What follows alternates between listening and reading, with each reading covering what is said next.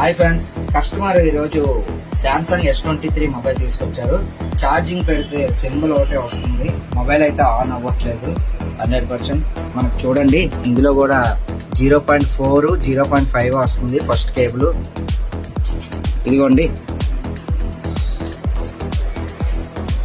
ఇదైతే మనకి mother board CPU problem. దీనైతే CPU వర్క్ చేసి మళ్ళీ మీకు చూపిస్తాను.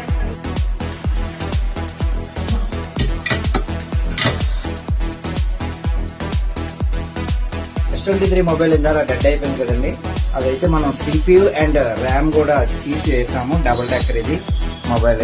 చూడండి, మొబైల్ అయితే ఇప్పుడు ఆన్ అయింది. ఛార్జింగ్ కూడా ఆల్ పర్ఫెక్ట్ గా అవుతుంది. ఇందా లోగో సింబల్ వచ్చింది, ఇప్పుడు ఆల్ పర్ఫెక్ట్ గా అవుతుంది. ఇటువంటి డివైజెస్ మీ దగ్గర ఏమున్నా సరే మన స్టోర్ ని విజిట్ చేయండి. మన store name VS mobile service, Seethammadhara, near MRO office.